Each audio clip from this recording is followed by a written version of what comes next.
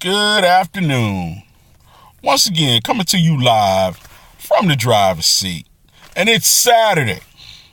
And Saturday is usually the day that we call our cheat day, or the day that we mess up all the good work that we put in all week. So let's stay on point. Let's make today Super Saturday. Let's make today a Saturday that we get over, get done, and get on to the next thing. Hey, so today we're talking about not despising small beginnings, with the subtext, don't die early. Now, you watch the horror movies, and they always say that the black people die early in the horror movies. But the problem about when you die early in the horror movie is that you don't get to see the monster killed. You don't get to see that big thing that you were coming up against die. And what I want people to kind of understand and get to understand thoroughly is that when you have an idea or a dream or a calling or a purpose, or even in your relationships and friendships, early on is the time when you are at the most vulnerable. That's the time when the bonds haven't been built, you don't really know each other that well. That's when things kind of can go left.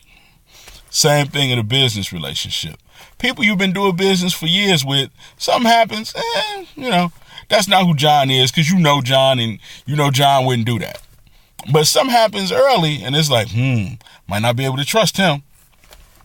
Same thing, with any other kind of calling. If you don't have the success necessary in the beginning, it might cause you to quit. It might cause you to think that this isn't for you because it's not working. It's too much work. But realistically speaking, that's the time the devil is at you. There's only going to be 2 times that he is really going to be at you. At the beginning and right before you break through.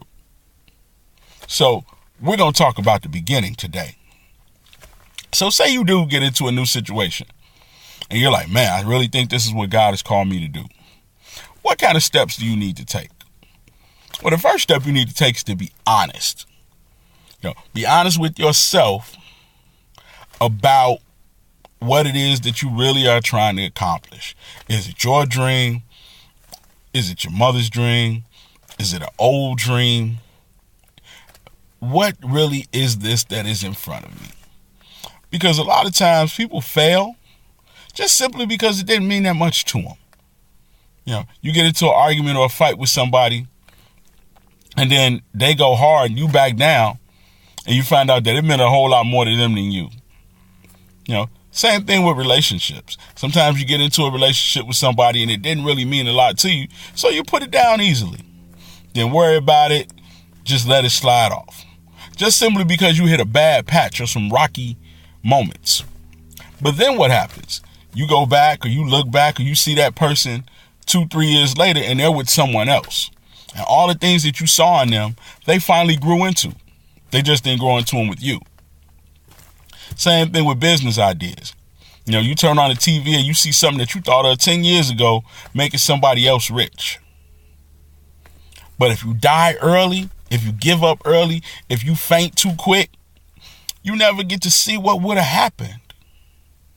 So you got to be honest with yourself. Is this what I want? And if you determine that it's what you want and that it's what you meant to have, the next thing you got to do is figure out the process. How do I get it? Do I need to go to school to get it? Do I need to get a trainer to get it? Do I need to get a mentor to get it? Do I need to go to counseling? Do I need to read 5 love languages? What do I need to do to get fit for the journey? What do I need to do? Do I need to get the little pre-made meals? But whatever it is, figure out the process.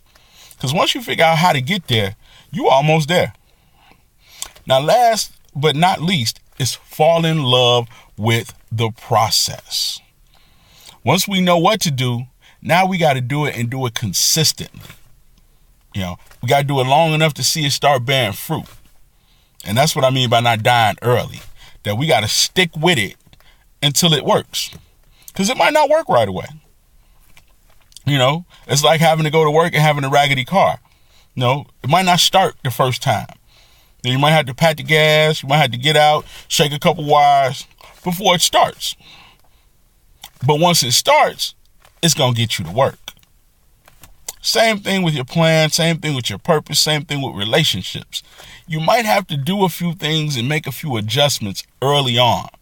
But once you make those adjustments and you figure out what's the right path and what's the right rhythm for you and your business partners, or you and your relationships, or you and your calling, then you stick with it and you perfect it and you master it. And the only way to perfect it and master it is to be in love with it. Because the thing that you love, you'll die for.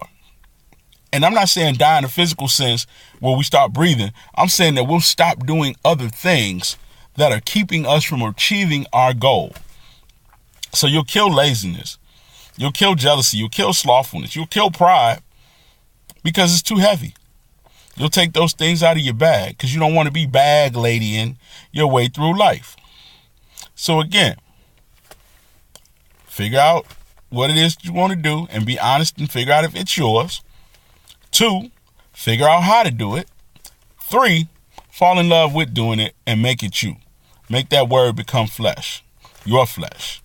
Now, until you see me again, like I always say, those who have been given dominion were born to dominate.